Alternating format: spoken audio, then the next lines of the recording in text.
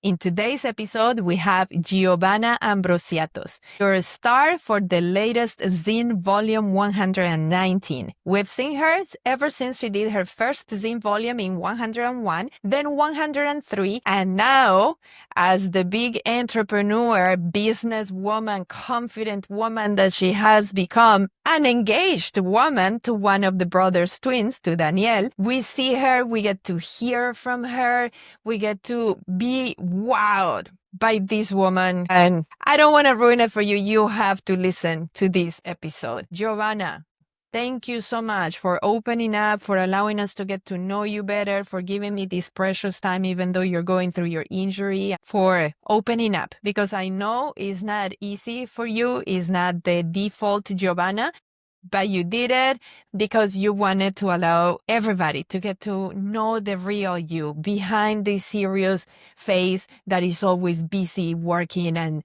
being so successful with different projects. So thank you so much. Everybody enjoy every second of this amazing sharing with Giovanna Amvrosiatos. As usual, guys, don't forget to like, comment, share, subscribe. Comment letting me know what you like the most about this episode. Please do let me know what is resonating with you. And don't forget to subscribe and follow on Spotify, on Apple Music, on YouTube, and all of the different channels that you are accessing these podcasts through. Thank you so much for supporting the Biographies of Greatness. And now let's get back to the show.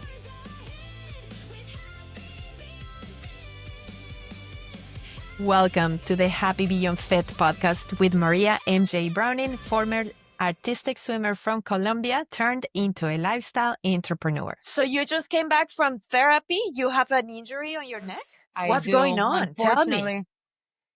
Since when? So I've been having neck pain for about a year, 1 year. And I thought maybe it was the way I was sleeping because I love to sleep on my stomach. Oh my God. I would try to sleep on my side, on my back. I could not go to sleep for the life of me. I lay on my stomach. I'm asleep in 30 seconds. Clearly, you don't have breast implants. No. That's why. No. Enjoy it, baby. I'm Once sorry, you have but does them, it look like I do? No, because once you have them, you cannot sleep on your belly.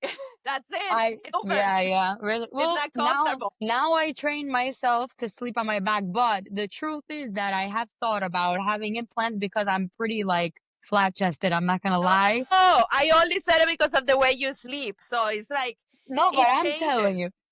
Okay. I don't think you need it, to be honest. It's perfectly proportional to your body. Not now, but I was thinking maybe after I have kids. Possibly after I have kids. Yeah. That's what my mom tells me. She's like, always, she says, wait, because I don't know, I feel a little bit conscious sometimes. Like, You shouldn't, baby. I'm in the process of deciding to remove them because it's toxicity in our body. Yes. And I have so many girlfriends that have removed them already and they gain their health back. So don't you even consider it. You are gorgeous sometimes as I'm you like, are. yes, no, I don't know. Like, sometimes I put on clothes and I'm like, wow, this will look really good.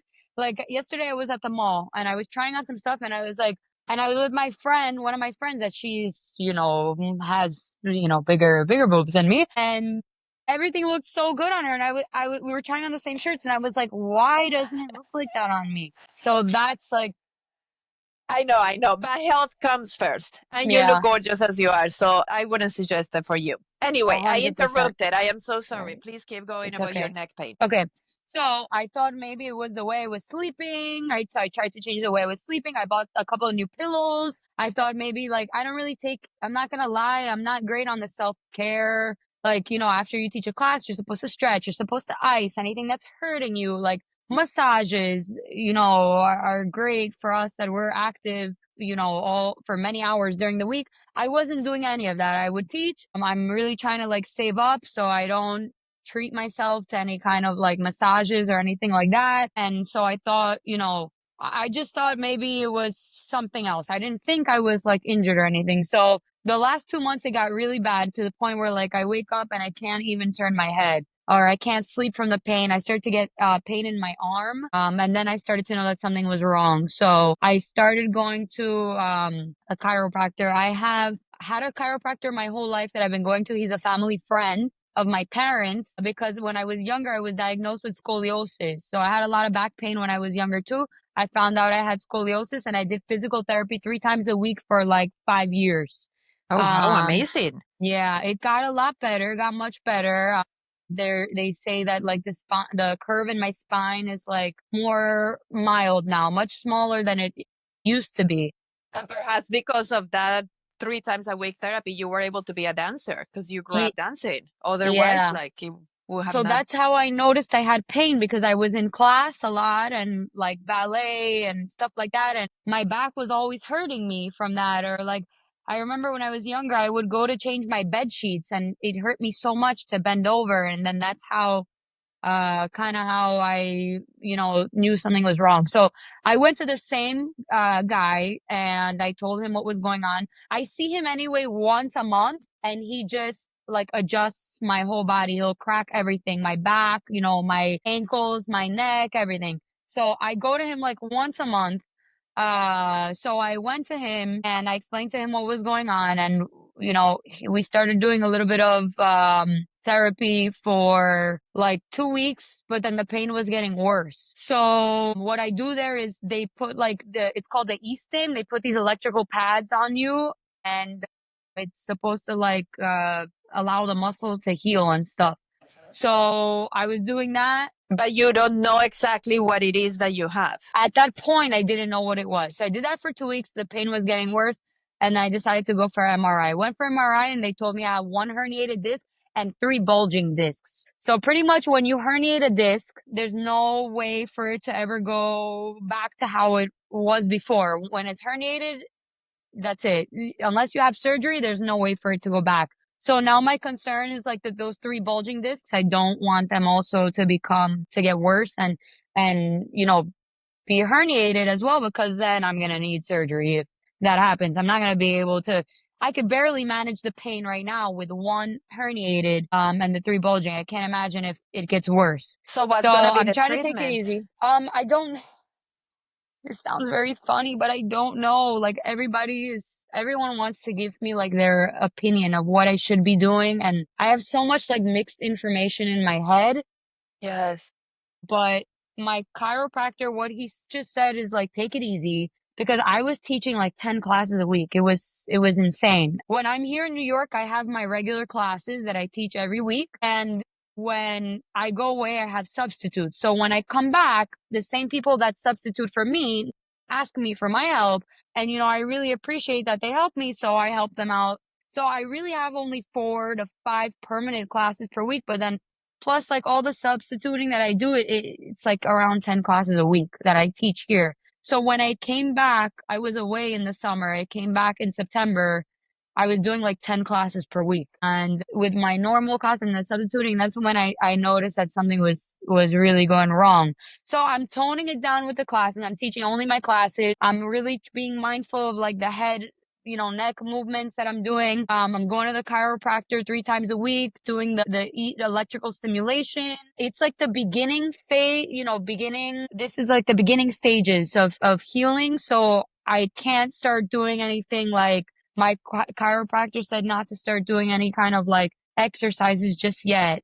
Okay, I need to, so I believe this is no coincidence. 4 years ago, I went through what you're going through, and I thought my career with Zumba was over. I was panicking. I thought I was not going to be able to that's dance. how Like I the feel. pain I was going through felt like I was carrying the head of an elephant. That's That's the exactly how it pressure feels. My that head you feels feel. like it weighs 500 pounds. Yes. So I'm So so you're like uncomfortable. this, yes, and then you exaggerate and you ignore your body while you're teaching classes, but then you pay the price and it's After. horrible.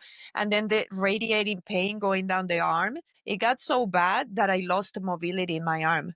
I was like holding my toothbrush one morning and then my arm just fell. I Oh couldn't my even God. hold, I couldn't even use the fingers. It was so scary, Joanna. So I totally understand what you're going through. But before I tell you what worked for me, how are you managing the pain? Because it's horrible. It's really bad. Not doing And any it's a radiating ice, kind of heat. pain. I So don't nothing takes it away. I don't like to take medications. I had a really bad experience in the past with like taking something that I took and it created like a very bad side effect and it like changed my life. So I don't like to take anything at all. I really try to stay away from anything. I like to like take the, natural approach. So I torture myself and I just, I'm in pain all the time. I ice like crazy. I used heat. Did like give in a little bit. I was taking a pill for inflammation. You need it. I was taking that for a little bit too. Because And then that's I took, another thing I realized. I also didn't want to take. I hate painkillers. I hate the feeling of all oh my drowsy, and I God, don't. I I don't took like one that. muscle relaxer, one, and I felt high all day long. Yes, I I was couldn't like, function. no, Yes, I couldn't function. I was like, I would rather be in pain than feel like this. correct. So then my Yes. doctor was like, cut it in half. And I didn't try No, it yet. I no, didn't it is try to still cut it makes in half you yet. groggy or like high. So I also didn't want to take it, but I needed to understand that what we need is something for the inflammation. We need to help the body to reduce it because then it goes, months go by. And same case, it took me a year to visit a doctor when the pain was so bad. I had not had a good quality of sleep in a year. So by Yeah, then, my me neither. personality had changed already. I became irritable. I was like, I could not tolerate much in life because, of course, I was carrying this pain the whole day. That's how I feel. Feel like very like everything is getting on my nerves all the time, and I know it's like stemming from this because I'm just constantly uncomfortable. I'm constantly in pain, and it makes like everything else just bothers me. Okay, so your situation is worse than mine because you do have a herniated disc. I had the discs were compressing a nerve.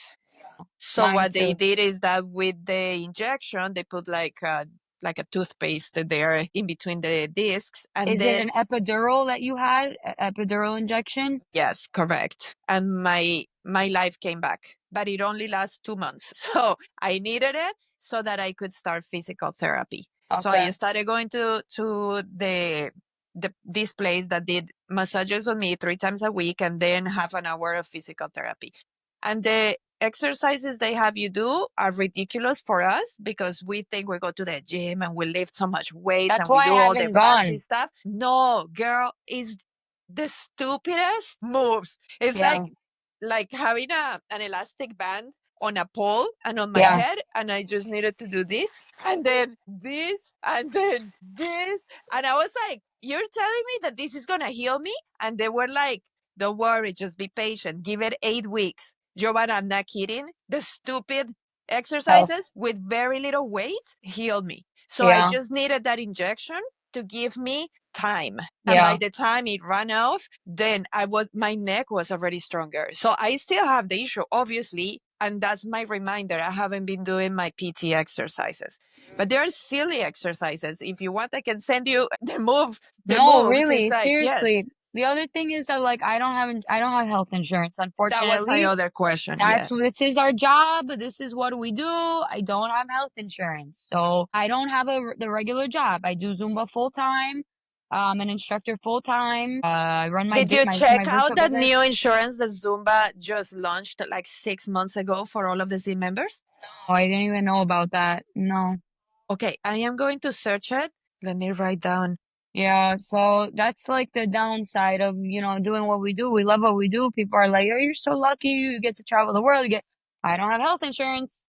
Are you born in the So, United States? yeah, yeah. Okay, because I was going to offer another option, but anyway, No, you're not an immigrant. I was born here in the US. So Yeah, no, maybe you Zumba could came send me up with those. a good deal for all of the Z members, and I was like Mhm. very impressed that Yeah. they came I up with something wonder like though, this. like, cause I wonder what kind of insurance it is. If, good doctors are, if you get good doctors or like Yes, not, but I not, think it will be better than not having anything. yeah. Especially, well, you need to take care of it now. Yeah. So that's another reason why I was kind of like avoiding it because So when you're going through all of this pain, are you in fear of the future? Because for me, I was like panicking that my life was gonna change. absolutely. I'm like, how am I going to continue doing what I'm doing? And I am like very much a perfectionist. So like if I can't do what I need to do at 100%, I would rather not do it. Like I would rather not go and teach and for people to pay a ticket to come and see me in another country and then I do like 50% because I can't move my neck, you know? So I'm absolutely like very upset about this, and I'm like, am I gonna be able to continue traveling? And that's when my neck gets the worst, when I travel, because traveling is great. I love to go, I love to teach around the world, but it's way more stressful than teaching a class here in New York.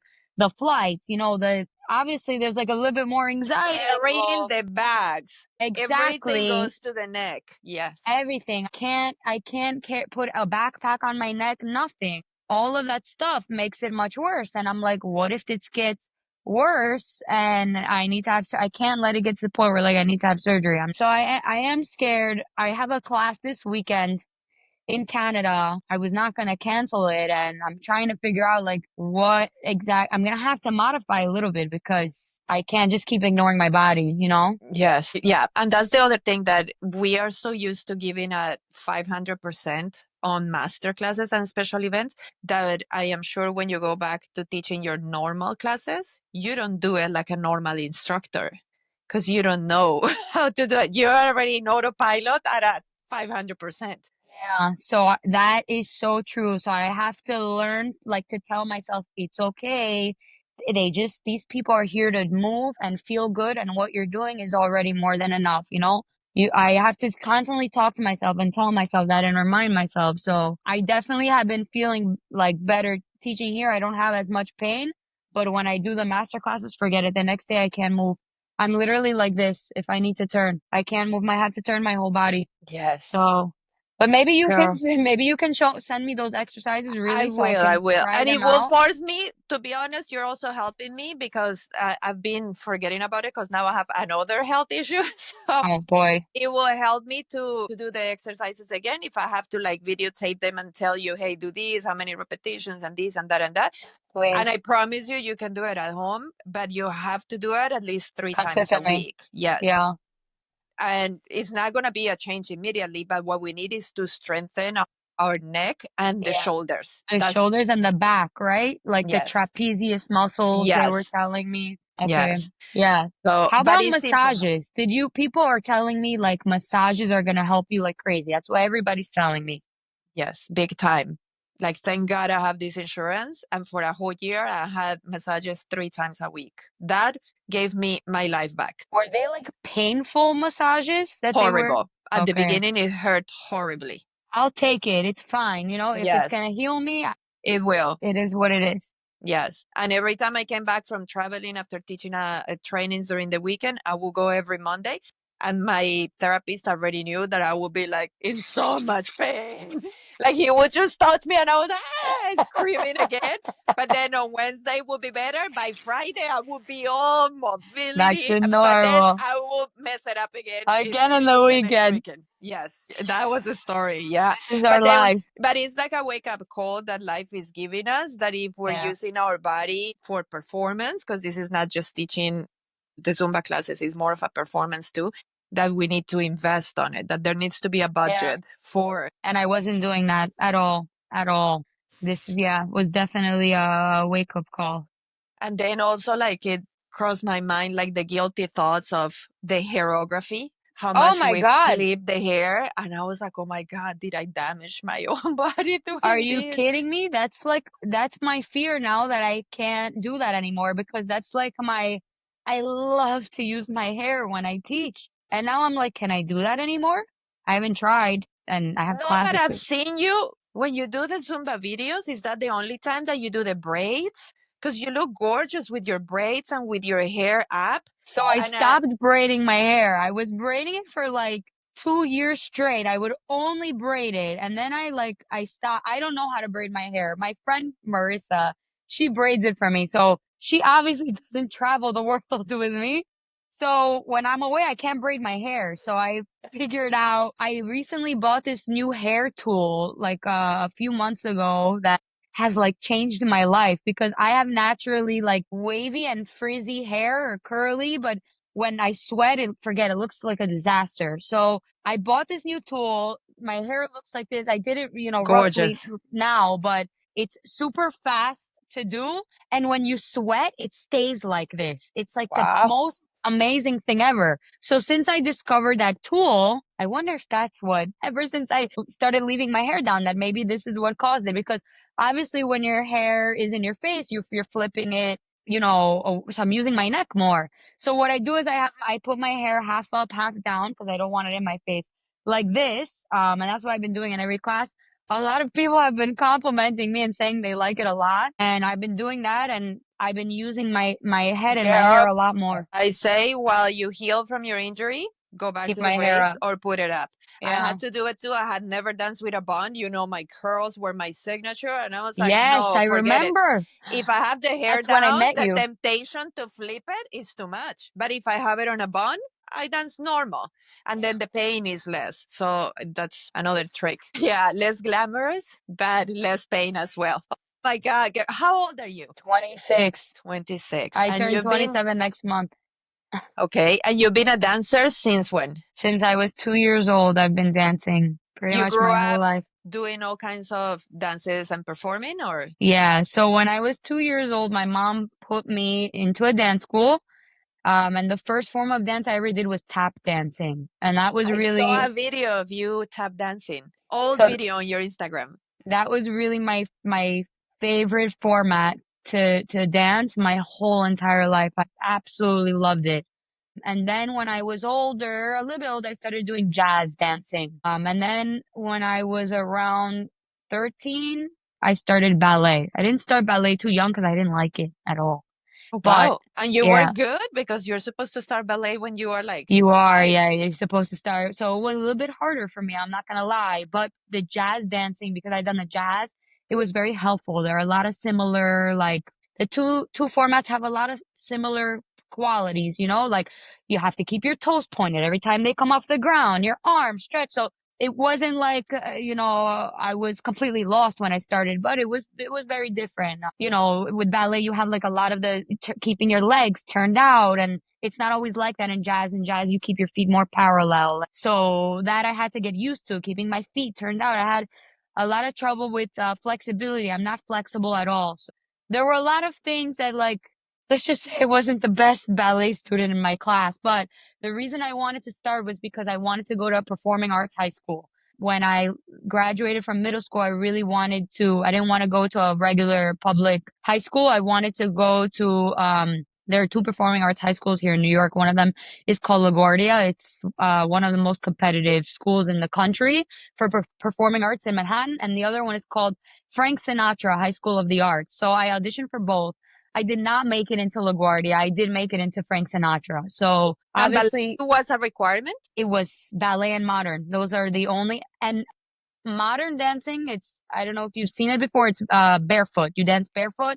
It's like a contemporary type of dance. The one that's very emotional. Yeah, exactly. Yeah. That I had only done for 1 year when I auditioned. I had never done it in my life. I started only because I knew I wanted to audition. And I had found out that that was part of the audition process. We had to dance ballet and we had to do a modern set too. So I started 1 year before. I was in seventh grade when I started, and in eighth grade I auditioned.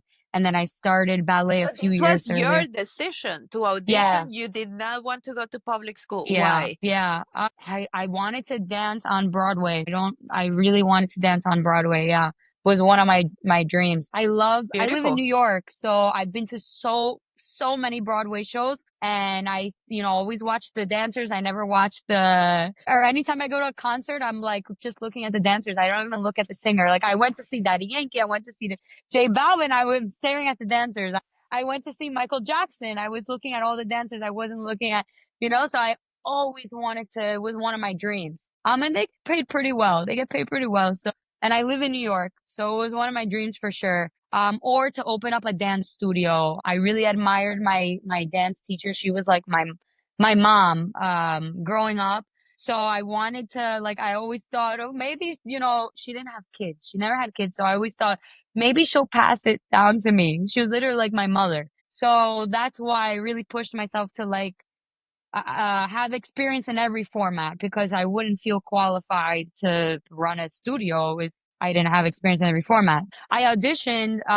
They only allow, I believe it's like 25 to 30 students only make it. And I'm sure like a couple thousand. I don't know exactly how many apply, but I'm sure it's a couple thousand. It's open to every single per student, in 8th grade in New Wow, York so it's a or out of huge it. deal. Yeah, yeah. And I And you made it. consider yourself that you were that good or you got lucky?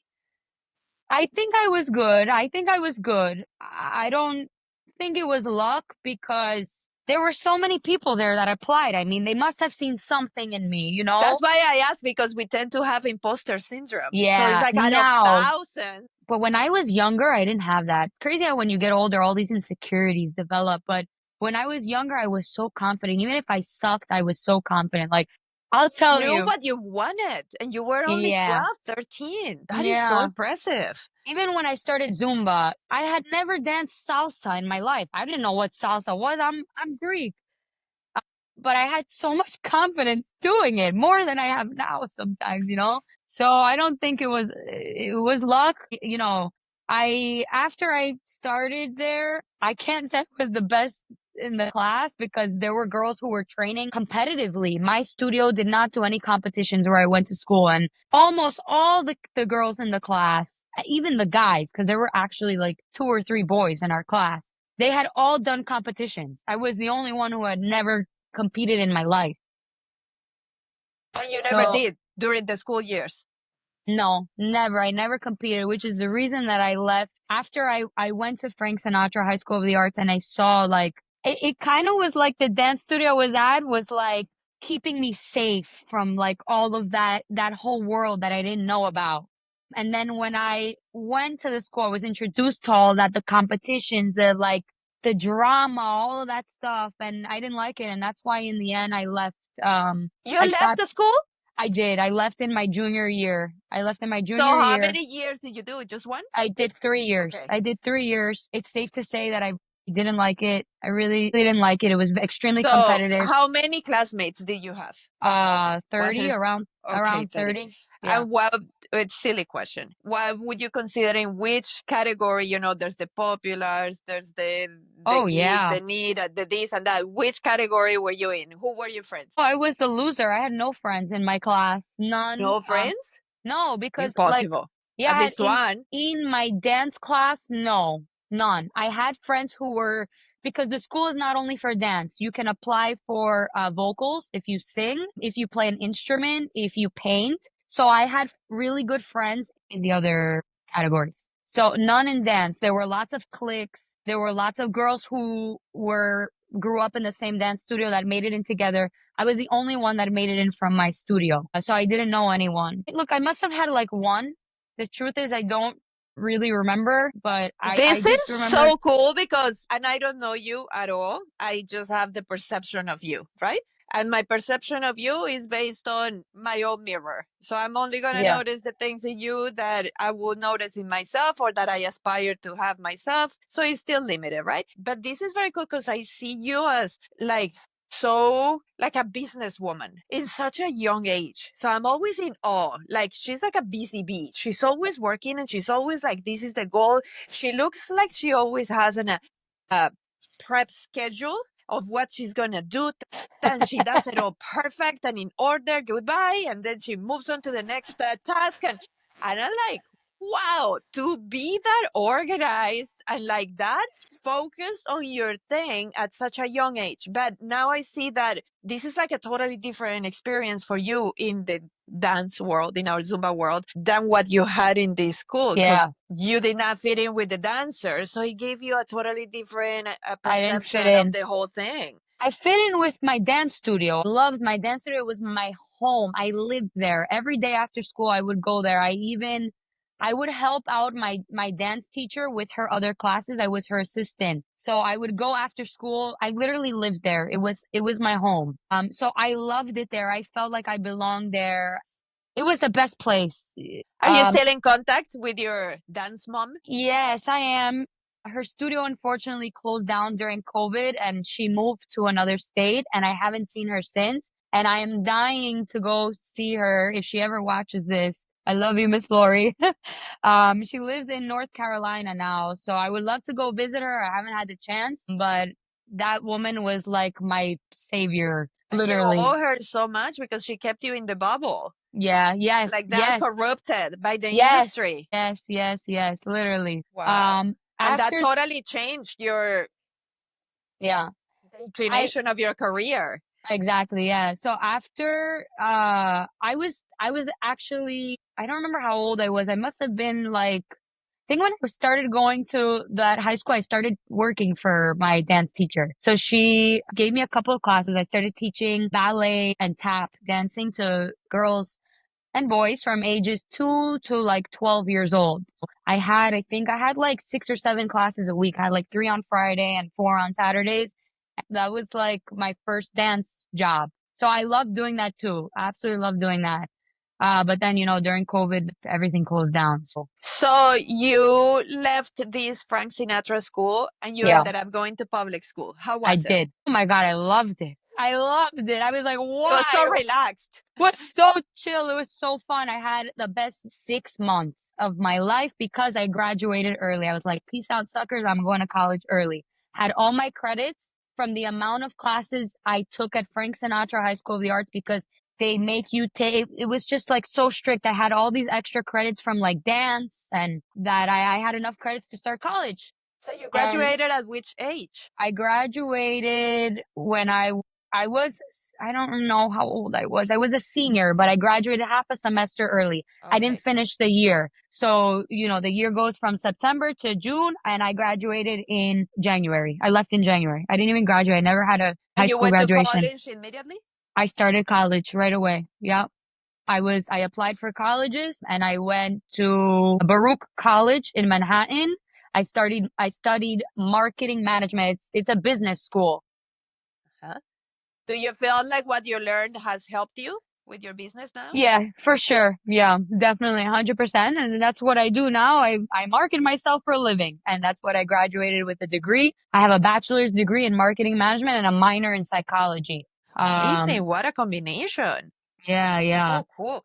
So you went to college and throughout your college years, you were already a Zumba instructor, right? Yes. So I started Zumba while I was at Frank Sinatra. The reason I started Zumba was because, and that was one of the reasons that I wanted to leave too, because I was introduced to Zumba and I was like, I liked it so much more than I liked, traditional dance. So, I was a little bit heavier when I was younger. I want to say like maybe like 20 pounds heavier than I am now. So in ballet, in my class, well, the girls were very skinny. So I wanted to lose weight. On top of that, you're short. Yes, it looks even more. I looked Yes. even Yeah. chubbier because I'm only 5'1".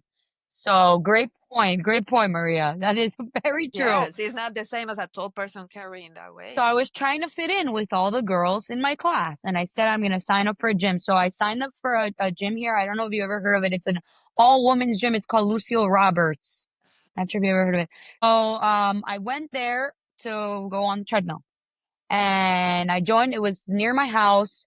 And the way like the gym was set up was you would walk in and then there were two staircases on the right and the left side and you would go up and then there were like treadmills and machines all around, but it was like a balcony. Like if you looked over, you could see where all the group fitness classes were taking place. So you could see the strength classes. They had kickboxing, they had Zumba, they had everything. So I was on the treadmill every day. Well, I was watching the classes because what else was I gonna do, you know? Of course I was miserable on the treadmill. And for like 1 week straight, I was watching the Zumba class, and I didn't know what Zumba. I didn't know what it was. It was dance. I liked the music. It was fun. I'd never heard music like that in my life. I've never heard reggaeton, salsa, merengue, no bachata. It was the first time I heard it in my life. Back then, you didn't turn the radio on and Bad Bunny was playing. Not in New York. Turn the radio on, Beyonce, Jay-Z, Chris Brown were playing. There was no Spanish music, 15 years ago on the radio. So I said one day I'm gonna go try it. Everybody was sweating, everybody was having fun, and what really surprised me, and I'll never forget this, is that after every single song, everybody would clap. After every song ended, there were 100 people in the room. It was a huge room. Everybody would clap. And I was like, What are they clapping at? yeah, yeah. Like, So I went in there like with a cocky attitude. I was like, this is gonna be so easy for me. I went in like the second row in the first class and I took the class and I had the time of my life. Oh my God, I had so much fun. And then I just never stopped. So how long did it take you from that day to you becoming an instructor? Maybe a year, 1 year, 1 year later. How old were you when you became an instructor? You were a 16. minor. I Okay. was 16 on my 16th birthday because you can't get licensed earlier.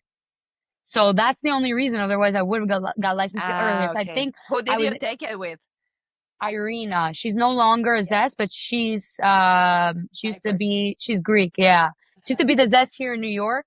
And she's from Cyprus. Yeah. So it was great that I got to do it with somebody with, Yes, because with she's the a same dancer. ethnicity. She had the background that you Oh, were. she's amazing. Yeah. Yes. So yeah, I couldn't get licensed any earlier. So I was just like prepping to get licensed. And then I went with, at the time was my stepmom and she signed the paper for me So and so that I could how go. old were you when your parents divorced? I was 2 years old when my parents got divorced. Oh, Very young. that's why they put you in dancing. That's still so that you will be busy. To distract me?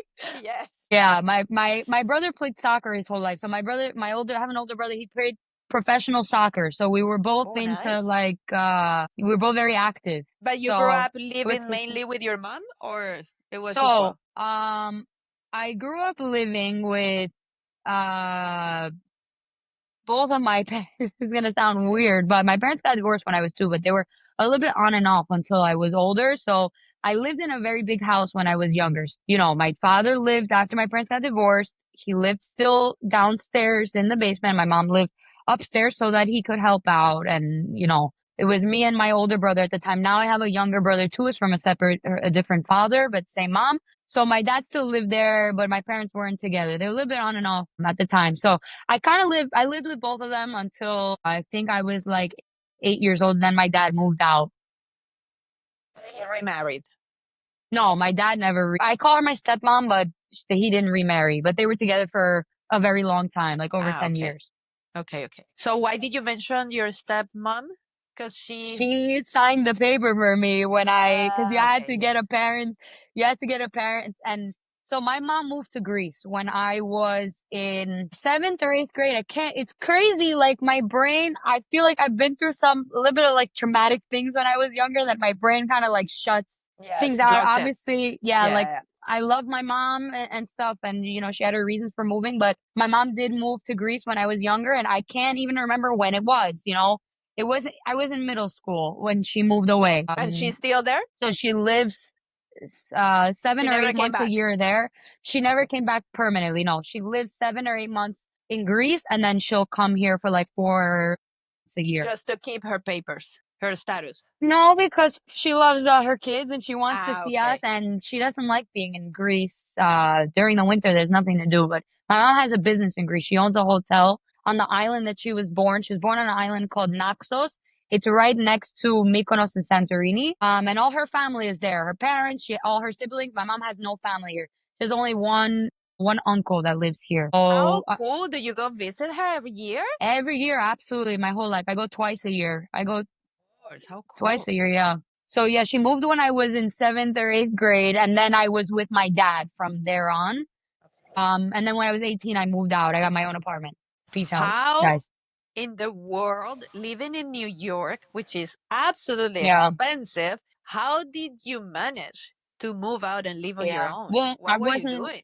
I wasn't living in the nicest apartment. I was living in a basement. It was a Did you rent studio. a room? Oh, okay, a studio. It was a studio. So everything was, there was no separate bedroom. It was my bed and the kitchen and the Still, how bathroom. much rent were you paying? It was $1,000 a month. 1,000 a month. Okay. Yeah. And where were you working? So when I was in college, I was working at a studio teaching Zumba and I met a woman who was a pharmacist and she worked at a pharmacy and she needed a pharmacy technician to, help out in the pharmacy. So she asked me if I was willing to take a quick course online and I did it and I started working at a pharmacy. So I was So working at a you were pharmacy. making good money. Oh yeah, I was making real good money. Yeah, and that's what helped me. And I was still working at the dance studio too at the same time. And I was working for my dad. So my dad owns a bakery here in New York. He opened a bakery in Okay. 1980. He opened a bakery here in New A York. Now Greek bakery? yeah, so it's Greek and Italian. Now we have like I can't remember how many we have, like six or seven. My brother works alongside my dad now, and they're franchising it. So in the last 2 years, they've Wow. opened up a couple in Manhattan Oh, and Queens. okay. So now I get it. It is Yeah. not that you learned with your bachelor's degree My how to mom owns run a a business. hotel. My dad owns, You grew up in an my parents are environment of entrepreneurs. entrepreneurs. Yes, of My course. parents It's are in entrepreneurs. you. It When my makes mom lived sense. here, she owned a gift shop, and she made all of like the favors and all the things that you would make, like if you have a baptism, a wedding, all the stuff that you would buy, like that you put on the table, the The centerpieces and things decorations. like that, Kind of like the everything. quinceañera stores. She's super decorative. My mom is really good at that stuff. So she had her business for over 20 years here in New York. So yeah, both of my parents are entrepreneurs. So you were not scared of being on your own, being an No. entrepreneur, working on your own, and okay, makes total sense. You're more of a risk taker. Yeah, for sure. Definitely learned that from my parents. So So for I, how long did you do the pharmacy honest, technician thing? I think for like 2 to 3 years I was doing it. I just done so many things that like my brain can't remember how many years I did Which what, is but mind blowing, Giovanna. You're only 26. This yeah, is insane. I started working for my dad when I was 14. I started working at his bakery. I was making coffees, packing all the pastries.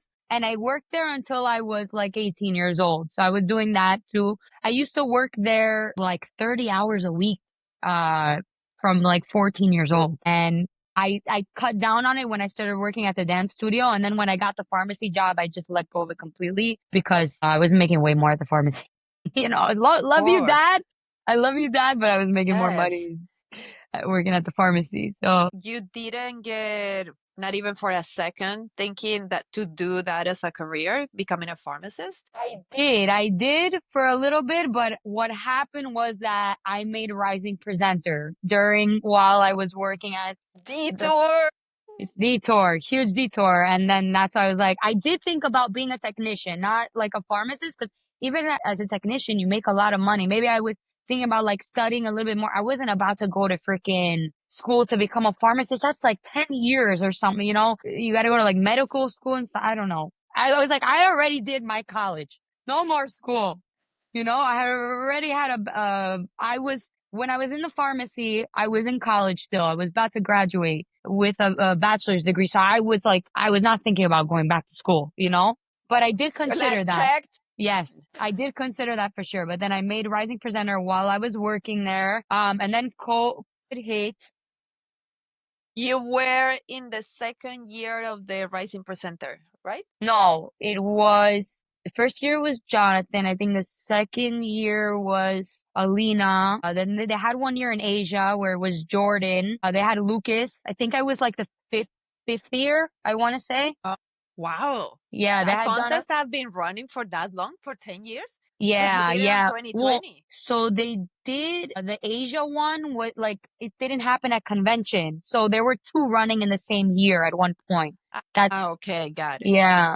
But I heard you on a video, super cute video from 2020, that you were saying that Jonathan Benoit was your inspiration. Oh yeah, oh my God, I was so obsessed with him. Not like that. Why? What made you so obsessed other than his amazing dancing skills? I don't know, his charisma. I don't know, you just watch him and you're like he was just so good. And I had taken his class live here in New New York. Jersey. I've come to New Jersey actually. When I started Zumba, I used to take jam sessions every weekend. I think I've taken like over 100 jam sessions. I stopped after I made Rising Presenter, which I probably shouldn't have stopped, but I did, you know, we get a little bit full of ourselves, right? After we start traveling and stuff, you're like, oh, I don't need to improve on my skills anymore, right? Which is not true at all. I slowed down a little bit with that, but before I used to take one like every weekend, every single weekend. So Okay, I so think that since I already know that you're since a very young age very focused on your future and what you want to do, what was it exactly that at that age before you made it to the Rising Presenter, what was your vision of you in Zumba? How far did you envision nothing. yourself going? I was doing it because I was like, wow, I told you I wanted to lose weight. And I was like, I could work out, get a free gym membership, and get paid. That's it.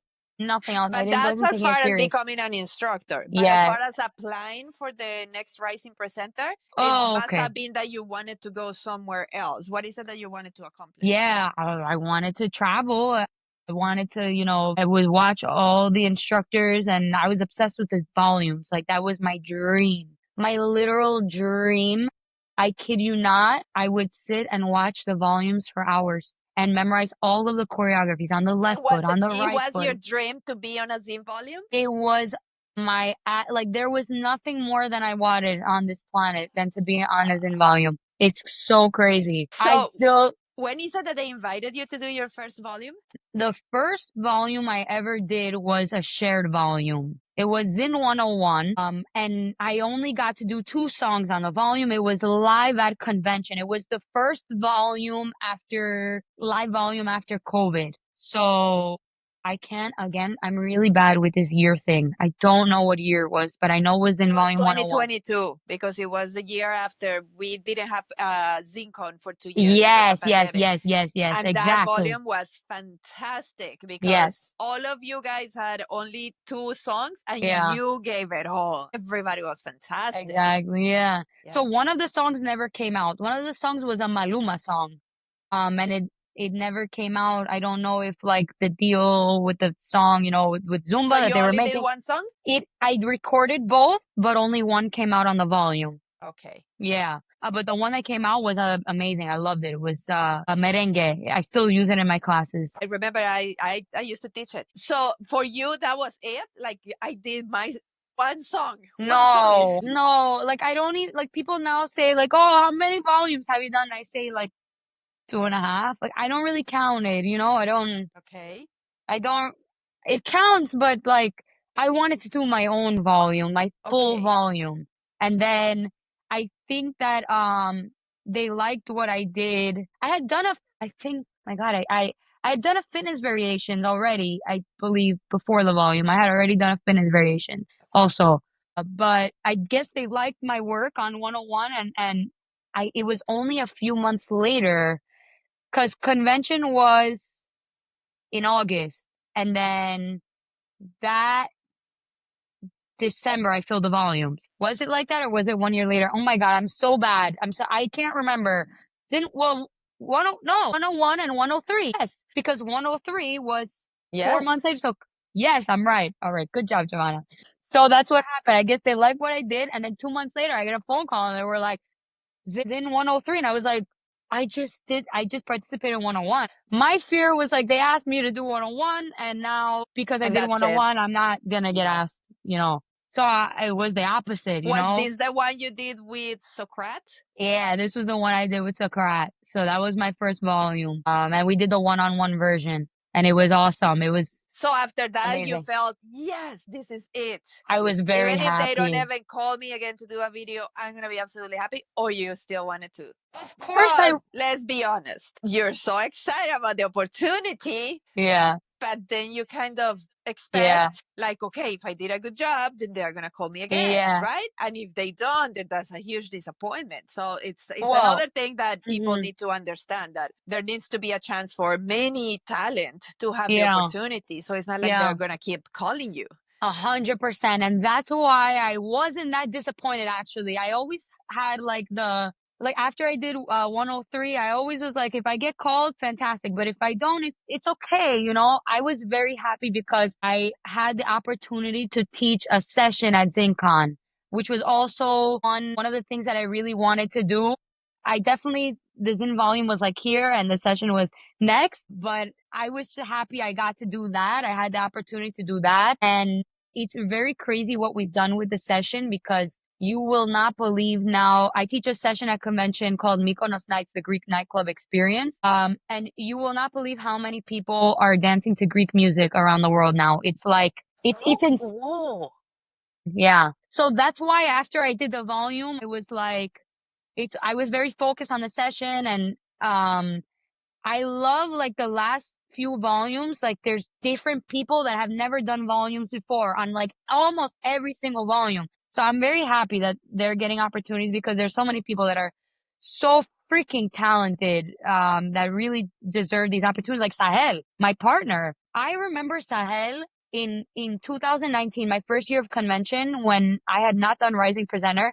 I remember going to sessions and seeing Sahel and being like, "Oh my God, who is this guy?" And I was nobody knew who I was back then. I was attending; it was my first year attending, and I just went for the experience. And that's when I saw Rising Presenter session for the first time, and that's how I learned about it, and that's why I applied. But I remember seeing Sahel everywhere, and like it was almost like I felt guilty a little bit that I got a volume before some of the people that are, are on volumes now. So I just was really happy for them, and my outlook was like, of course I wanted to be on another volume, more because of I feel like I've changed so much from 101 to 119. I Uh, agree.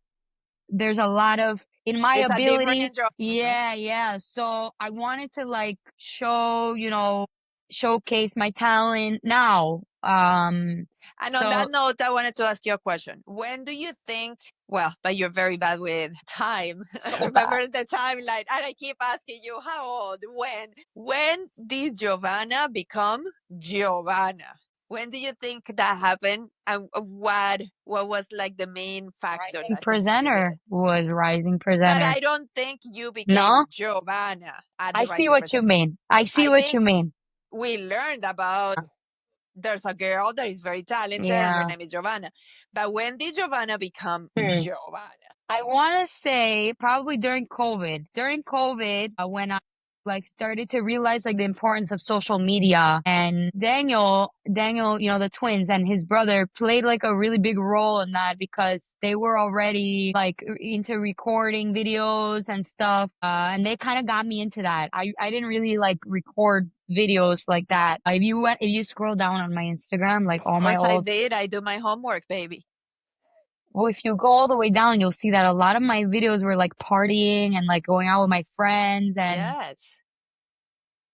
You were a nothing from teenager. It's Zumba. so I beautiful. was I was a actually teenager. so happy that you have not deleted those I posts didn't. I have because it's deleted like I some. was able to see your book and all the transformation. It's I beautiful. deleted some, like the ones where like the beers were in my hand and the hookah. I got rid of because when I was applying for Did you? Rising Presenter, I was like, archive, archive, Yeah. archive. I was like, what if they look at this? They're not gonna think that I'm a good somebody who can represent the Zumba community. I'm so over here smoking a hookah and having a beer.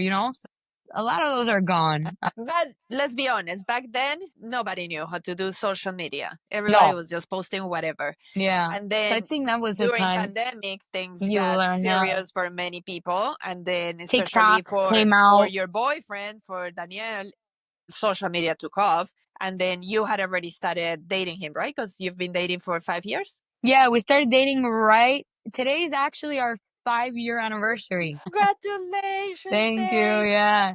So it's our 5-year anniversary from when because we started talking 6 months before we actually were able to meet. I had met him at a convention for like a picture, but in 2019, but we had never met like from when as a couple, you understand? So we're talking for 6 months, but we started talking during COVID. Talking because he didn't speak English. Yeah, yeah, yeah, Talking. talking. Google Translate. I was talking to Google.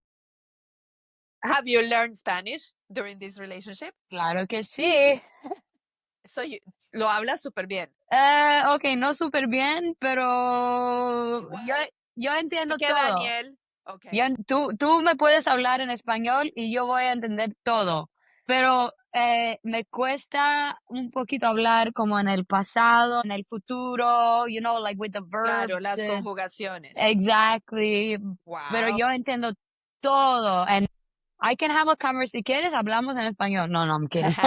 Beautiful. No, and I was wondering because when I was doing the interview with them, I said in Spanish, déjala que no nos gusta vernos mal en cámara. Y tú dijiste, ay, gracias, María. Y yo dije, I understood, entendió.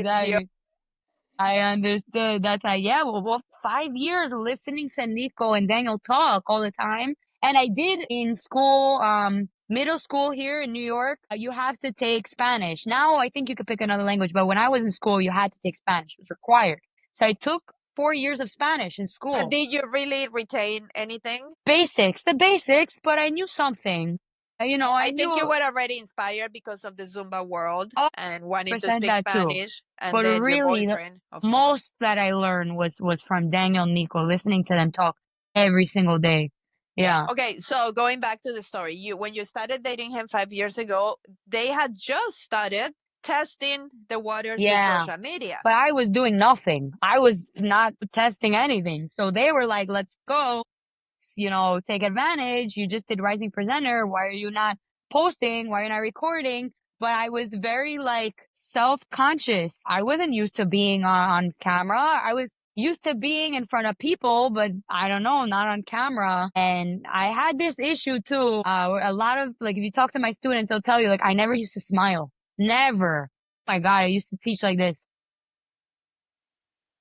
I would not smile at all. I had no facial expressions whatsoever. So it was not natural for me. So I didn't want to record because I would watch my face and I'm like, well, the dancing looks great, but why does my face look like that? So I had to not practice the dancing. I had to practice my face. It was the weirdest thing ever. Maybe it was because in your dance studio, you guys were not performing and Exact. competing. If you had Yeah. been, you would have We been did trained on the facial perform. expressions. So we performed once a year. We had an annual show, and my dance teacher, she would always yell at me, "What your face, smile." Okay, so it's something in Yeah, particular with you. You were it not was used to me. smiling. My parents would come to my show. They were like, "You were amazing, but what's with your face? Like, why do you look angry?" And Don't you think that that has a lot to do with social awareness? Because let's be honest, we smile so that we look good to others.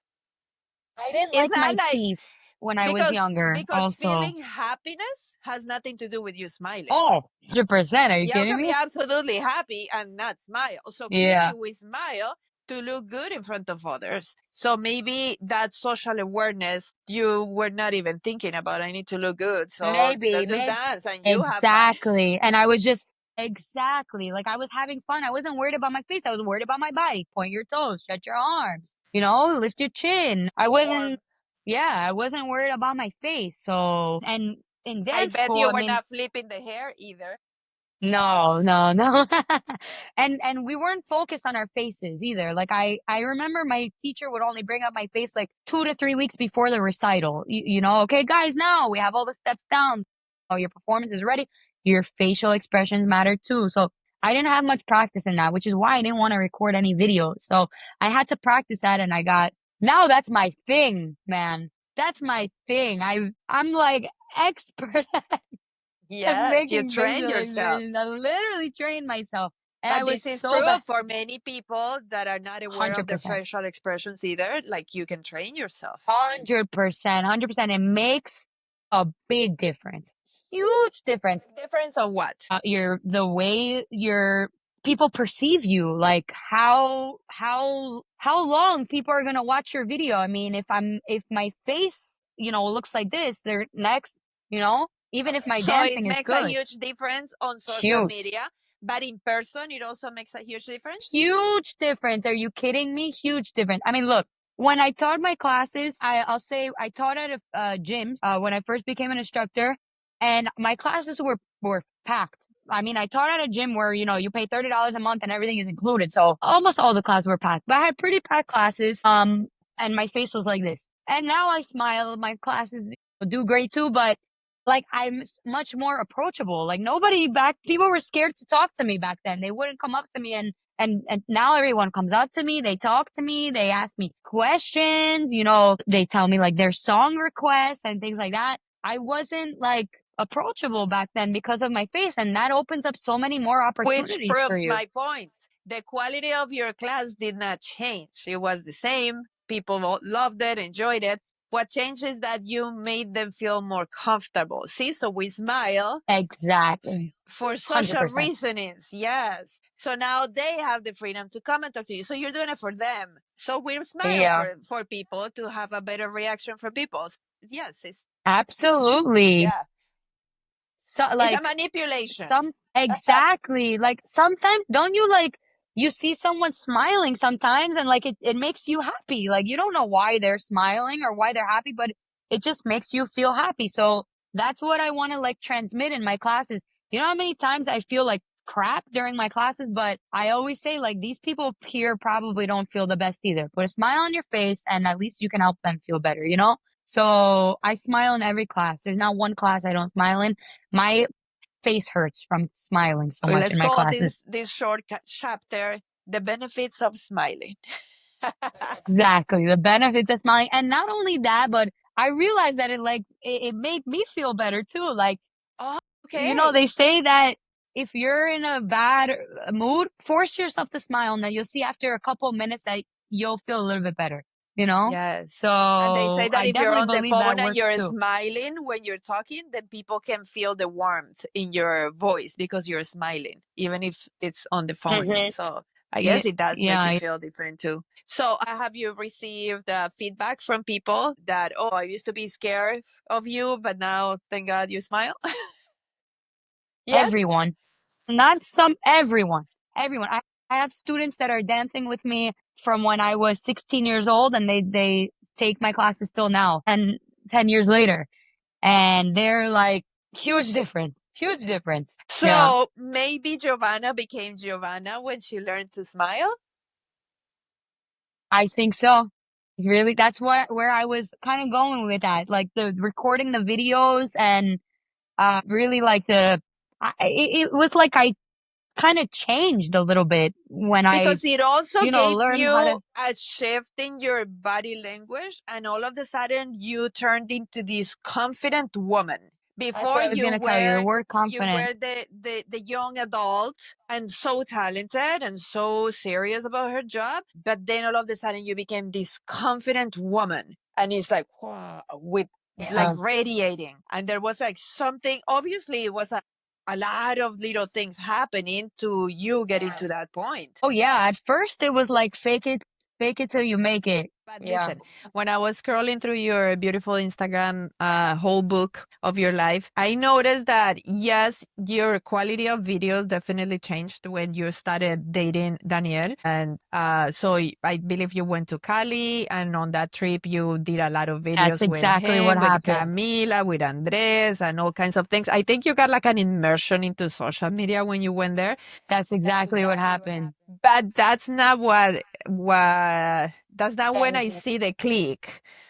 I think I see the click on 2023, 2 years ago, to this strong businesswoman on top of the talent.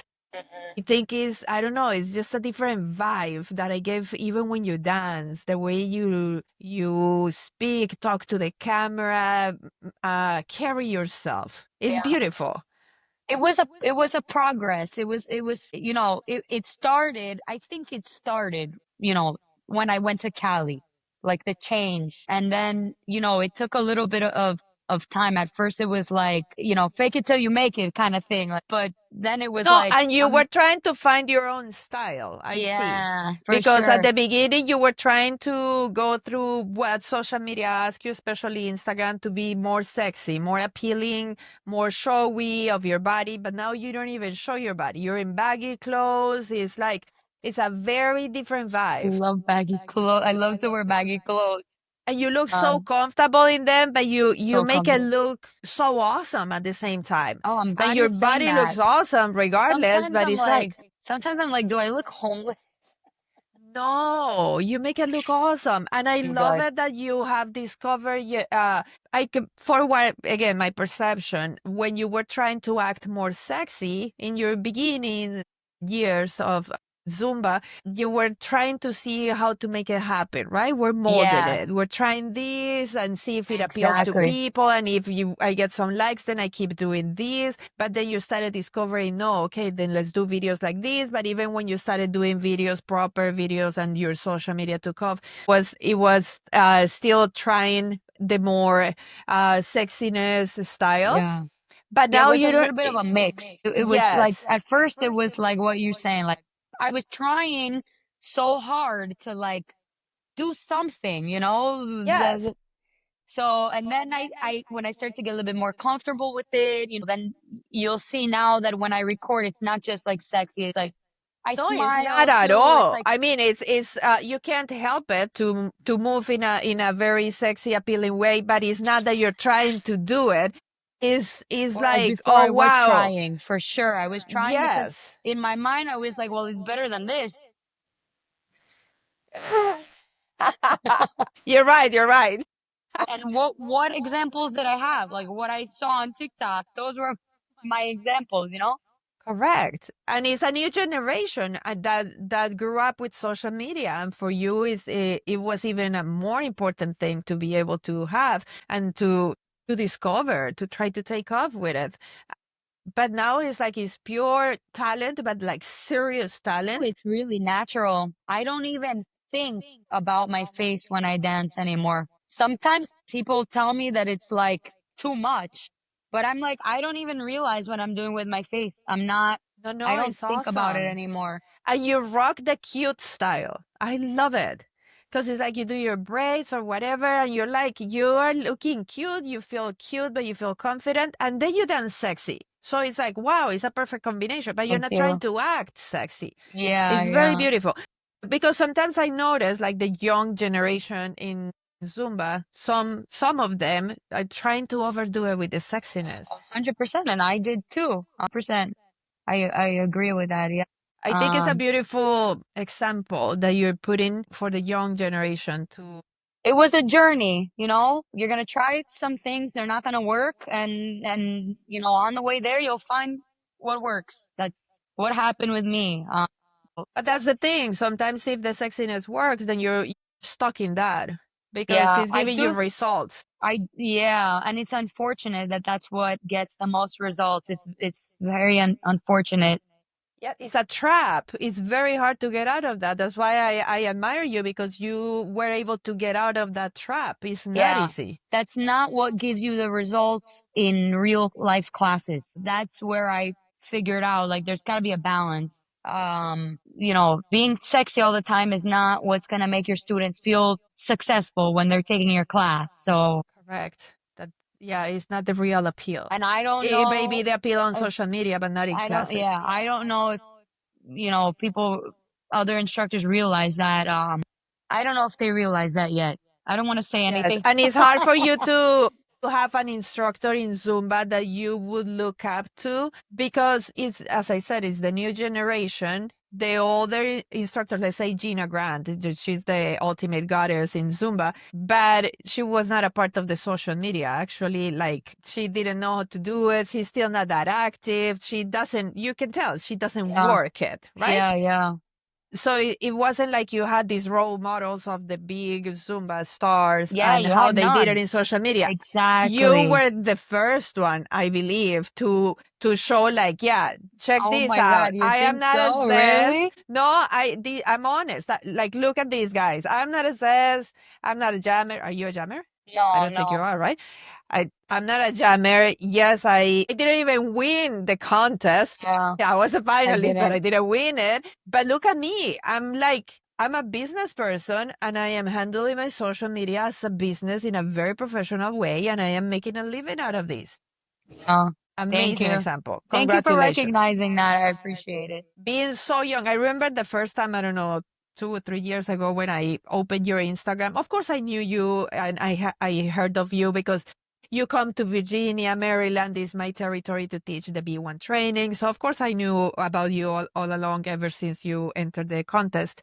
But your social media, the first time I checked it out, I don't know, like 3 years ago, and I was like, whoa, legit. Like, what is she doing that's working so well? So I've been like observing, analyzing. It's hard work. You guys, okay, you gotta tell me, like Mhm. honest to God. You guys live for social media? You're like every day of your life doing videos or It's thinking of look, videos, I think that like this is another reason that this happened to me. Like I editing, posting. Yes, yes. I'm like this. I'm like it's not good. It's not good. I've got great results, but like mentally, physically, clearly, it's taken a big toll on me. Now with the Zin volume, I think I have over 5,000 unread DMs and I'm like and I have my net Stress, and overwhelming. my doctor's like don't scroll, don't scroll, don't scroll and I'm like this with my phone, eye level, and then my arms get tired and I'm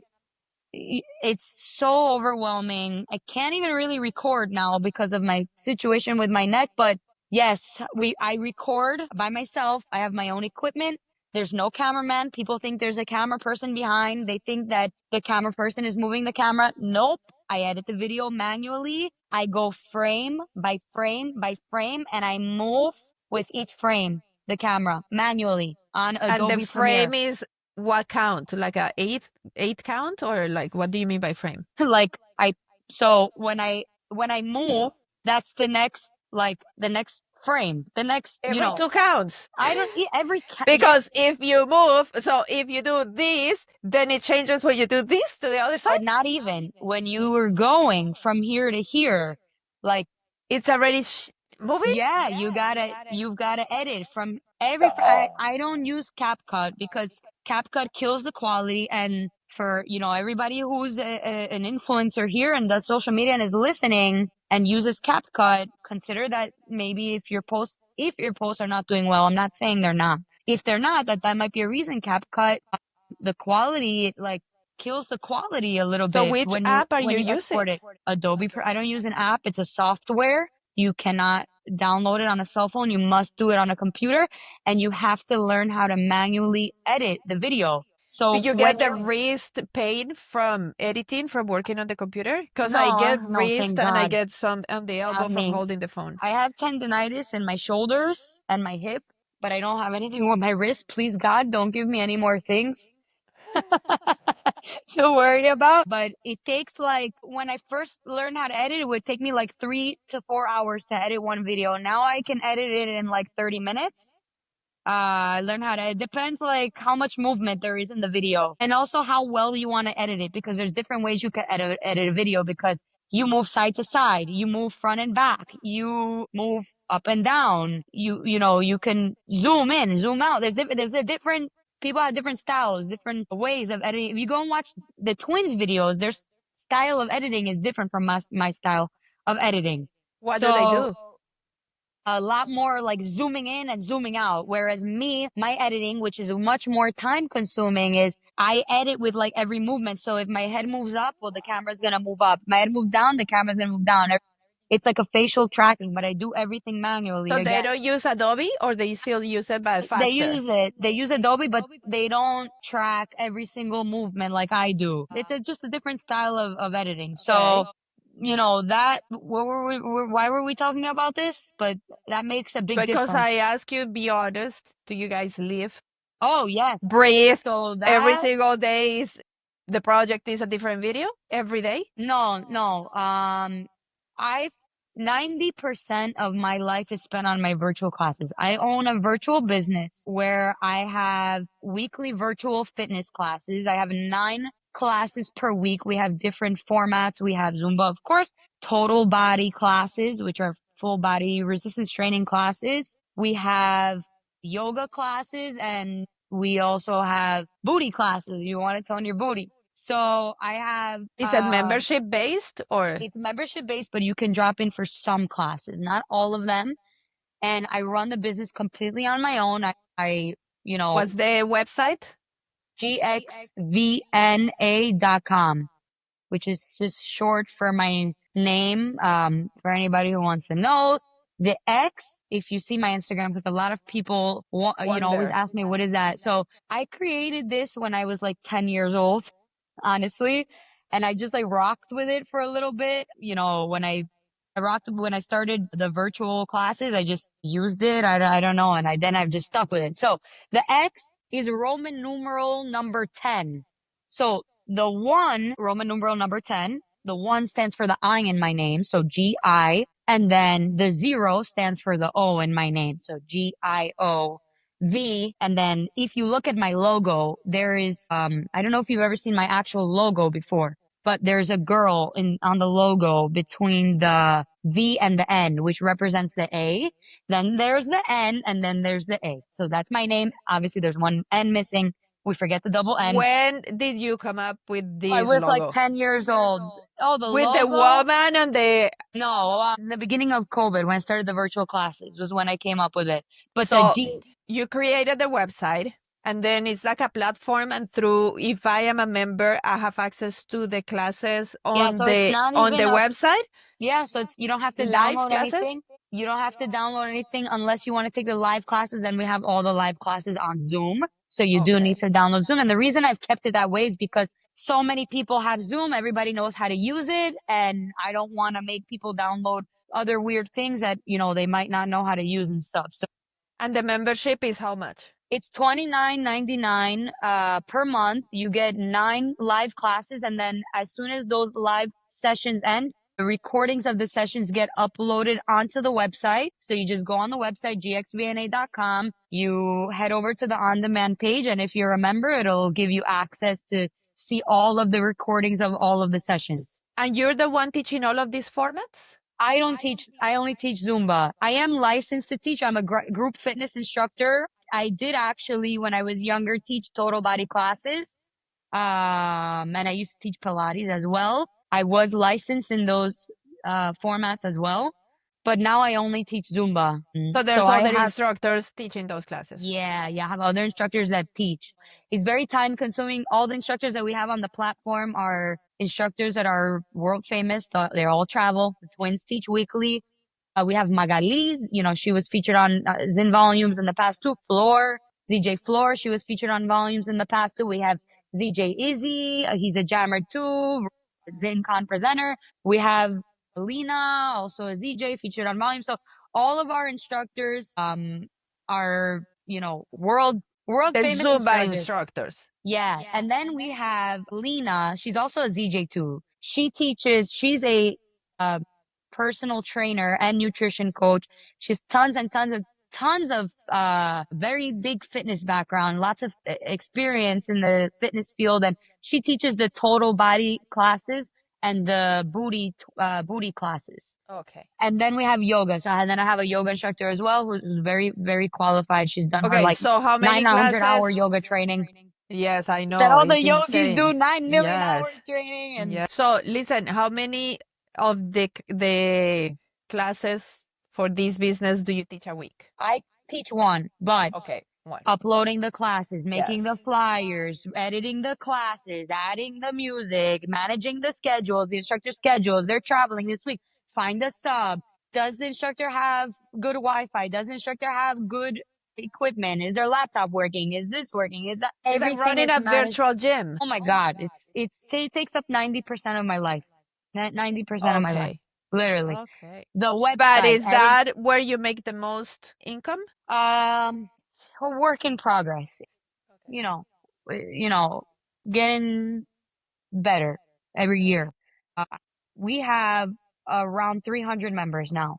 300. Okay, very good. So It's unbelievable that you're doing all of this and nobody yeah, trained you to do this. It's not like you were running a gym before and you no. learned all of this. And this is very time consuming. Like I want to say half of my time is spent like with the instructor schedules, finding like substitutes because they're all so popular that they travel so much that I'm constantly stuck with like classes with no instructors. And I want to provide stability to these people. There are people who they don't have a gym membership. We are their gym membership. They have kids or they work from home. They don't have time to go to the gym and they rely on these classes to stay You active. are And I'm having the struggle of a fitness director at a gym, finding the exactly. subs for the classes.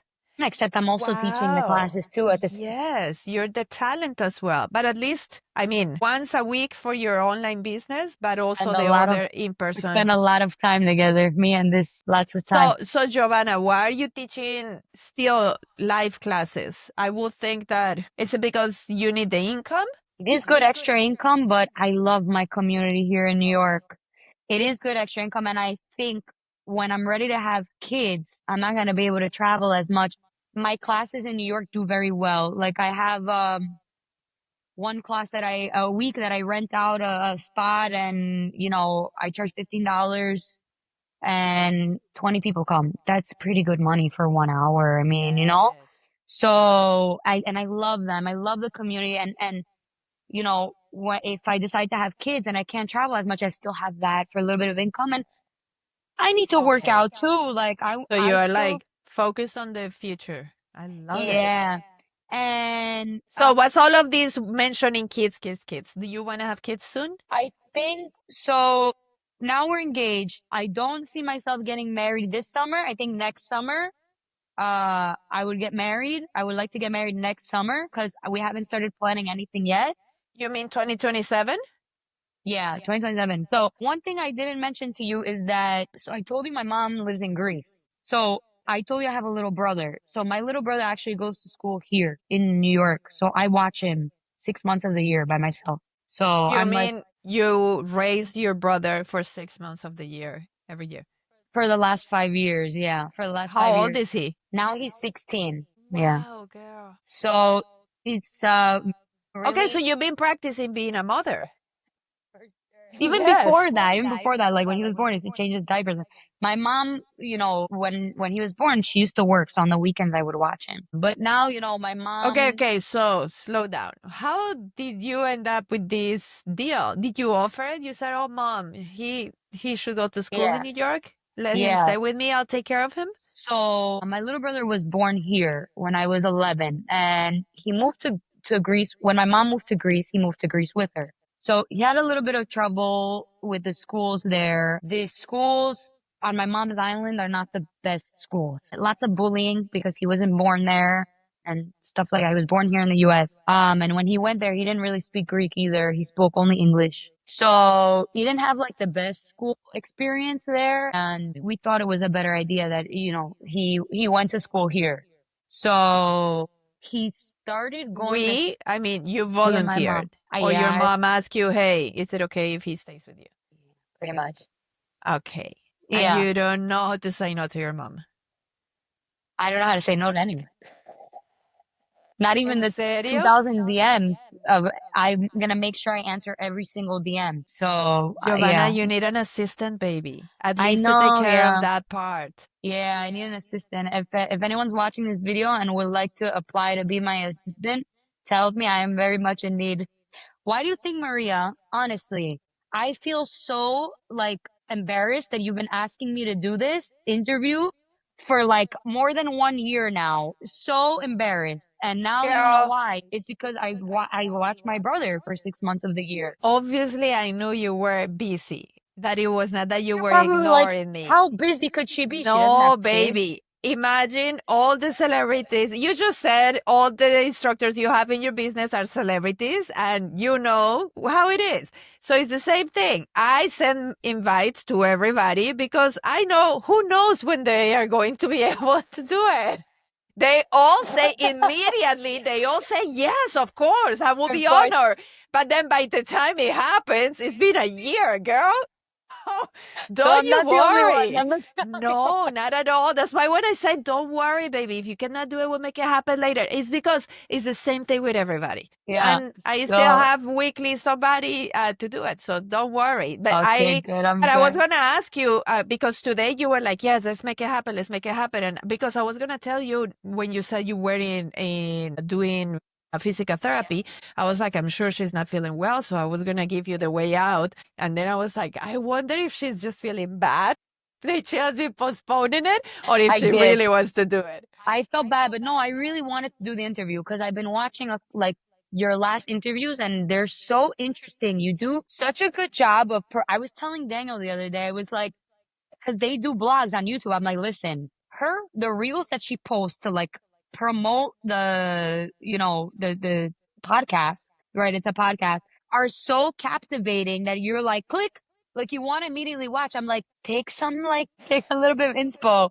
from Maria because yeah, Yes. you've been doing Thank you, such a good baby. job. Seriously. So I've been wanting to do it and I feel like people know what I do. They see what I do, but they don't like really know much about me and like how I got where I am and like what I do on a daily basis and like it's not easy what I do and I really don't have a life outside of what I do. I don't. No, not at all. I work 24/7. Like I wake up, I work until I go to sleep. I rarely do anything. Now that I got hurt, I started to do things. I went out yesterday Well, no with, wonder your body's telling you to stop, yeah, baby. yeah.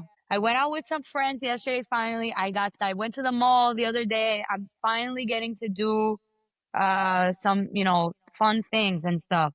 because I literally never had time for anything. It's very time Wow. consuming. So yeah, you're right. I need an assistant for And sure. you've been a mother since you were 20. Yeah. Wow. This Mhm. is insane, Yeah. My Giovanna. brother's Okay. inside right now. So what do you mean he's with you 6 months? So he doesn't finish the school year in New York? He does. My mom comes here and then she takes over, and then I'm sister again. Okay. And then he Okay. spends 2 months in Greece every year. Okay, but they So, are still under your roof when mom so comes. yes, but recently we just moved in March to a mother-daughter home. I'm not sure if Daniel mentioned this to you, but we moved to a mother-daughter house. We What's all that moved in supposed to mean? together. So Mother it's a daughter house. it's a home with two kitchens and two separate living spaces. You have separate like so I have a down this house, it's four split levels. So it's not four full floors, there's split levels. And I have my own kitchen here. I have my own dining room, my own living room. And then downstairs, 2 floors below me, there is another kitchen with, it's a studio with its own bathroom and stuff like that. So when my mom comes, she stays there. So it's like you have a neighbor. I mean, I have people 2 floors above me too. So, she comes and she stays So here. she's So still living. Yes and no. Okay, got it. yeah, she's not in my space. Before that, yes, she was living with me the whole entire time. That's why the twins were not living with me. They had their own Okay, so apartment. honestly speaking, do you already know some things that based on your childhood you would like to be this kind of parent when you have your own kids? Like, we all say, I'm never going to do this to my kid, or I'm going to try to do this part better. Yeah. Do you already have I some of those don't things? look, I didn't have the perfect childhood, but like my parents did the best that they can. I'm a true believer of like you should appreciate your parents like just for just giving birth to you. Like that's enough. And whatever happens after that, well, my parents tried their best. They did their best. I love them and I take care of them now. Anytime they need anything, I'm there for them. I love them so much. I don't have any, I feel like what's meant to happen is meant to happen. I don't say like my parents made any mistakes. I don't like ever look at it that way. I always just say they did the best that they did. I mean, my parents were born on a farm in the middle of an island, in the middle of an ocean, and they barely had food to eat. I mean, my dad grew up like taking care of sheeps and goats and cows and look at what I One, have. look Like, at how far they've come. yeah. So Being business owners, both of them. I Amazing. know that they did the best they could do Yeah, no, and just I because didn't of mean where it I in am in in life that now. way. I didn't mean it in a judgmental kind of way. No, I no, meant I I know what you meant it mean. more in a, like for me, my mom. I grew up with divorced parents, and my mom was my hero. I mean, Hmm. she showed me. She didn't teach it to me. She showed me the example of being Wonder Woman and Yeah. not needing anyone to take care of you. So it's like, yes, Yeah, but girl power. I'm But explaining to you that but that's one the of the things reason. that I want to do different, I know she raised me with guilt trip, a lot of Oh, guilt okay. trip, Mm-hmm. manipulating things with making you feel guilty. That was one thing that I said, I am not going Mm-hmm. to make my child feel guilty about anything or that he needs to give me love just out of guilt. So Yeah. it's like there's still some things that you can identify. Yeah.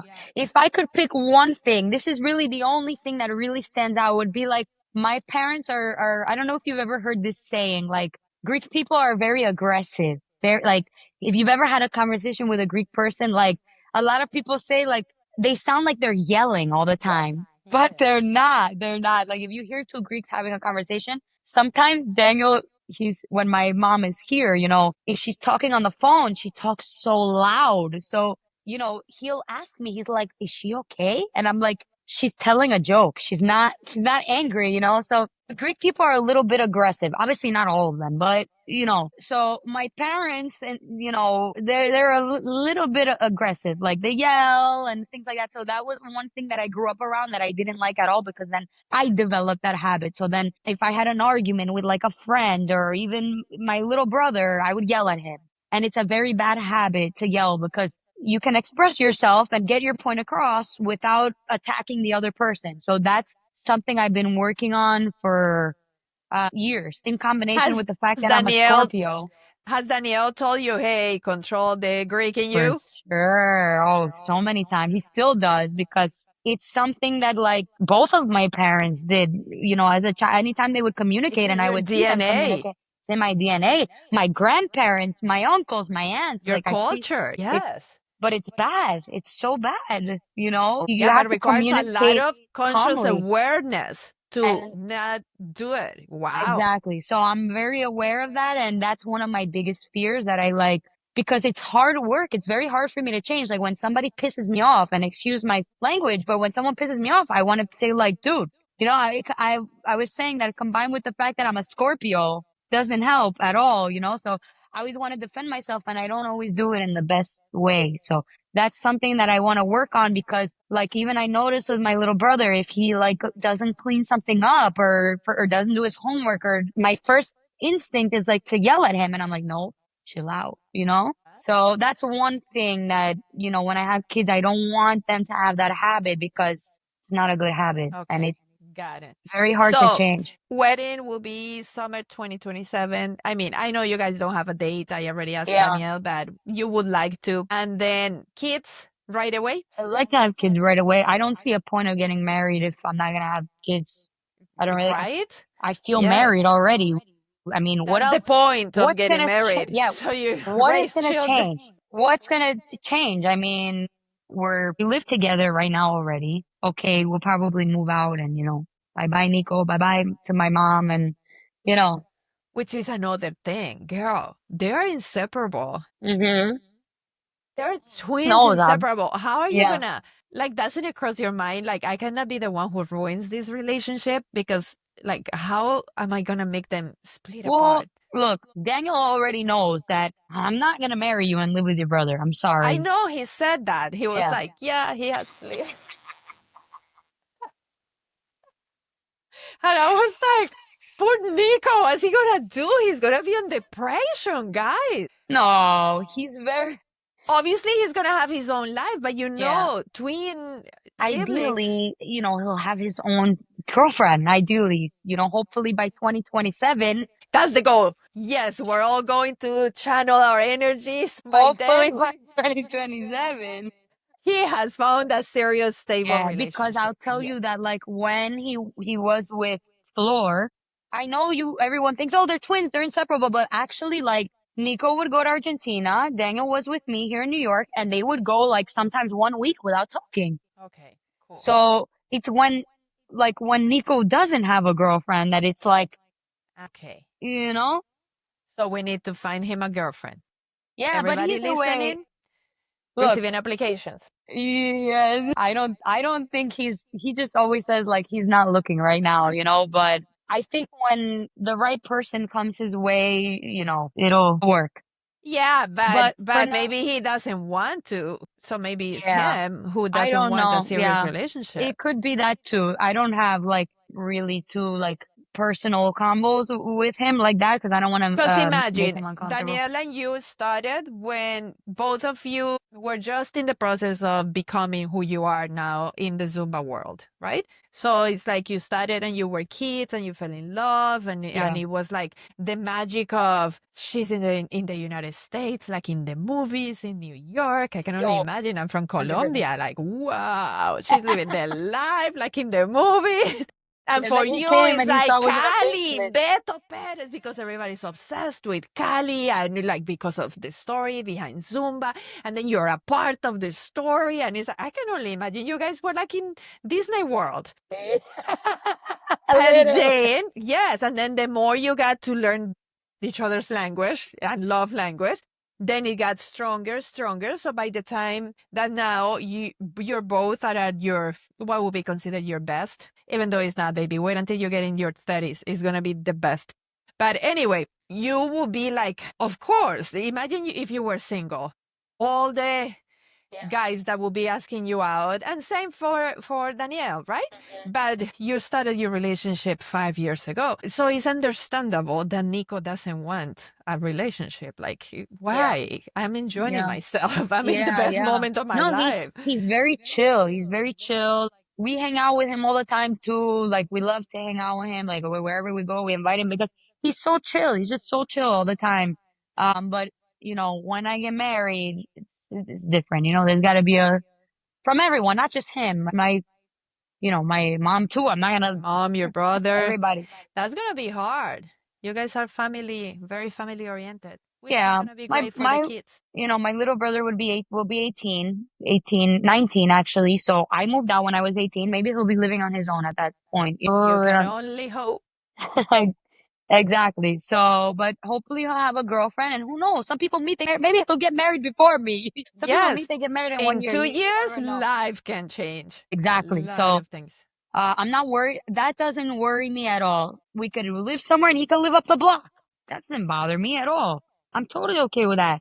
He could live next door. I Yeah. think that's like the best case scenario for him because they need to work together. And I know they're twins. I know they love each other. They're like really old. They don't have any family in the No, United and States. their business is based on them being together, so they do need Exactly. They would proximity. not be as successful if they're both very talented on their own, but they're successful They're because they're twins. together. Yeah, and they're twins.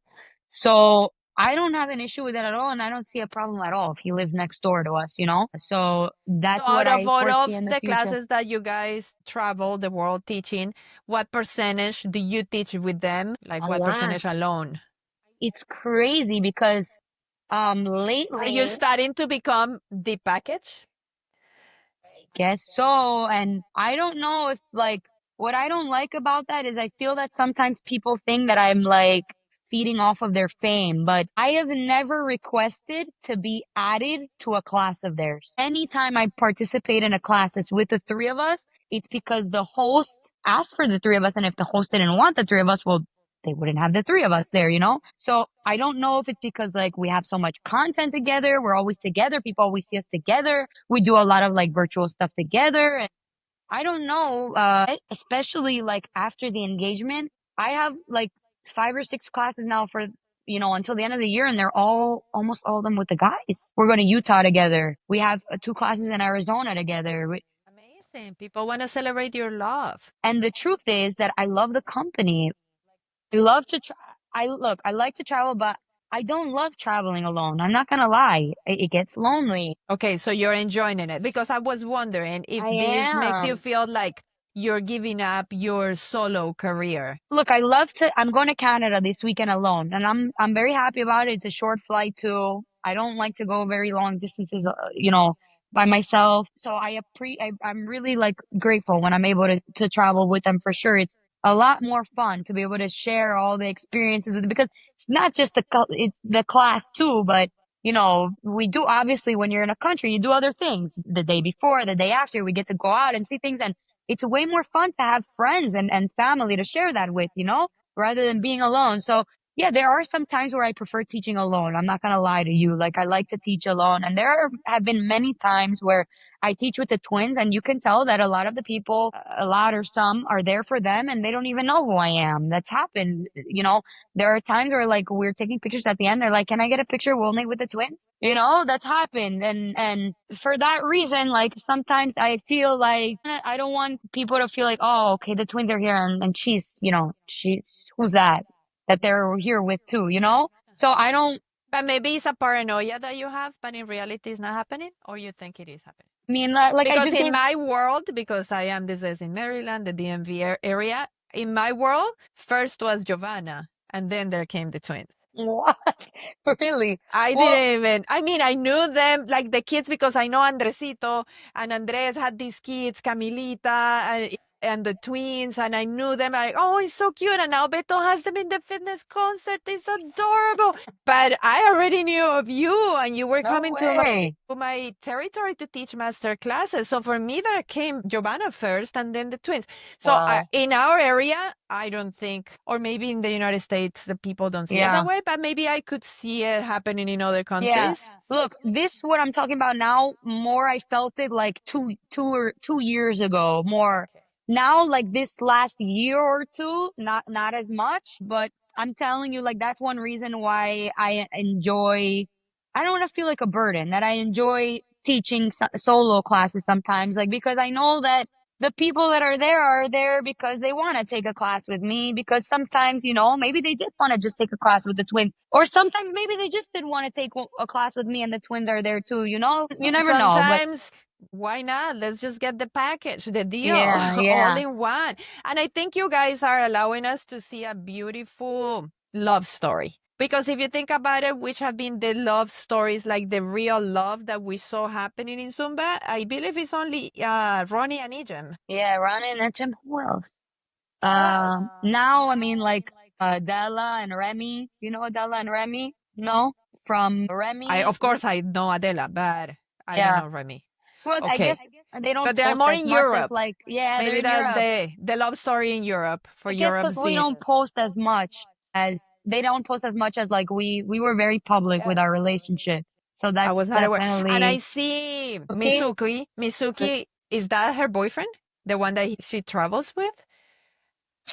Okay, that's a good answer. Okay, so see, but the different thing is that you guys, we saw you growing in front of you're our Yeah. kids. Yeah, It's yeah, like yeah. legit the whole story. And we posted everything. We were like, I remember when I went to Colombia to meet Daniel was 5 years ago today. We decided like 1 week later, because of course during those 6 months we didn't post a thing. We didn't know if we were gonna meet each other and feel the same way.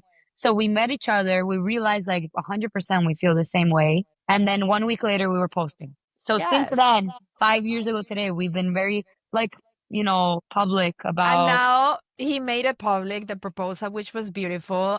And if people missed it, go and watch their full on episode on Behind the Scenes at Me too, ZinCon yeah. 2025. And you see the proposal there, which is awesome. So it's even more like thank you, because we're watching a movie. For us, it's a movie. It sounds horrible because we don't live your real life with your neck injury. But anyway, thank you so much. We keep paying for this Netflix membership. I know how Keep you showing feel. us your smiles and your happiness. And it's crazy to see it from like your perspective, because you know how like we don't realize how other people perceive us or the situations we're in from the outside. So, and I don't really get to talk to anybody about topics like this because I don't really share topics like this. Like I don't sit and talk about the fact that I take care of my brother every day and that my neck is hurting. And so it's crazy to like No, that's see why your I was perspective. so excited to get to know you. I was not just saying, I hope you realize this because I've seen the growth in you. I've seen you Thank you. becoming this amazing entrepreneur that knows how to handle herself in so many different areas that many of us don't even know. Like you handle social media and then you're a virtual gym and now getting to know your life. Like I knew there was so much to you that I was very happy that you accepted this invitation and that we were all going to get to know the real Giovanna, the hard worker. Look at this. Like this conversation was very, very deep. The one with your boyfriend and your brother-in-law, we were laughing the whole time and they're saying jokes and funny stories. It's a totally different flow. But this Yeah. is like so substantial. I am in awe at all of the things you do. Please do listen to your body that is telling you that you need to Learn the hard hire way. an assistant. Yes, it's going to be less money, but you need Who somebody to knows? take.